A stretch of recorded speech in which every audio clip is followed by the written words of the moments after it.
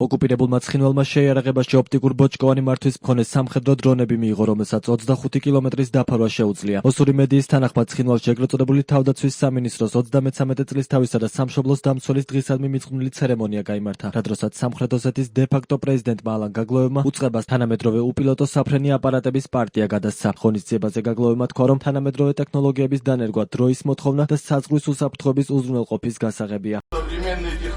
თანამედროვე ტექნოლოგიების საკვანძო როლს თამაშობს ეროვნულ უსაფრთხოებაში. გადაცემული დრონები ჩვენს ქვედანაყოფ საშუალებას მისცემს უფრო სწრაფად შეასრულონ დაკისრებული ამოცანები, რაც გააუმჯობესებს რესპუბლიკაში მეთვალყურეობისა და საზღვრის დაცვის სისტემებს. დარწმუნებული ვარ, რომ ეს აღჭურვილობა საიმედო ინსტრუმენტი იქნება ოსეთში მშვიდობისა და სტაბილურობის გამტკიცებისთვის. უსაფრთხოების საკითხების სპეციალისტის ანდრო გოცირიძის თქმით, ასეთი ტიპის დრონის საშუალებას იძლევა 2 ან 2,5 კილოგრამის ფეთქებადი მუხტი გადაიტანოს. მისი განმარტებით, დრონის მეშვეობით შესაძლებელია ქართული მხარის კონტროლირება ტერიტორიაზე ცენტრალურ მაგისტრალსა და სამხედრო ინფრასტრუქტურაზე იერიშის მიტანა. თუმცა უსაფრთხოების ექსპერტი ამბობს იმასაც, რომ ქართულ თავდაცვის ძალებს მსგავსი ტიპის შეიარაღებასთან ბრძოლა შეუძლია. ეს არის ძალიან ჩვეულებრივი ტექნოლოგიური შესაძლებლობა, რომელიც შეიარაღებაზე აქვს თითქმის ყველა ქვეყანას, მათ შორის ძალიან სუსტ ქვეყნებსაც.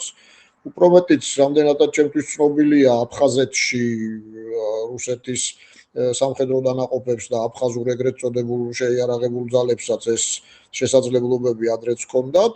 ამგვარი დრონი იძლევა საშუალებას 2-2,5 კილოგრამი წონის მქონე ფეთქებადი მუხტი გადაიტანოს 25 კილომეტრზე, ზოგ შემთხვევაში უფრო მეტზეც, იმიტომ რომ არის შესაძლებლობა ამის გაზრდის.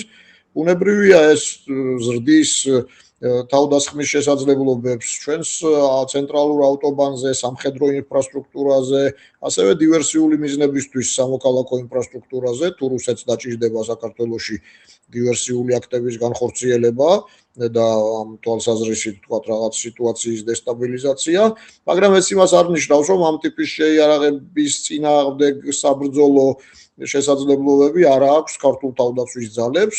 როგორც ანდრო გოცირიძე ამბობს, ქართულ სამხედრო ძალებს სხვა პრობლემები აქვთ და ის პოლიტიკური ხელმძღვანელობის კორუფციას უკავშირდება. ქართულ თავდაცვის ძალებს უფრო სხვა პრობლემა აქვს, როგორც ჩანს, ბოლოს გაჟღერებული პროკურატურის ინფორმაციიდან გამომდინარე, წლების მანძილზე, როგორც ჩანს, იქ კორუფცია იმგვარად ყოფილა შესაძლებელი, რომ პოლიტიკური ხელმძღვანელობა ეს არ ეხება ჩვენს სამხედროებს, მართლაც გმირ ქალებს და კაცებს, პოლიტიკური ხელმძღვანელობა თურმე სამედიცინო აპარატურის ყიდვა-გაყიდვაში ფულის შოვნით ყოფილა დაკავებული და ეს უხარისხო კვება, კორუფცია, რომელიც საბრძოლო სულისკვეთებას ბუნებრივია სცემს და გარე ძალებისთვის თავისთავად ცხადია დამატებით მოწყვლადობებს წარმოქმნის. აი ეს არის პრობლემა ქართული თავდაცვის ძალების დღეს, რომ ნაკლები გამჭვირვალეობის ფონზე საბრძოლო შესაძლებლობები კი არ იზრდება ჩვენი თავდაცვის ძალების, არამედ ჩინოვნიკები შოულობენ უზარმაზარ ფულს, რომელიც სავარაუდოდ უნდა მოხმარებოდა ჯარისკაცების კეთილდღეობას და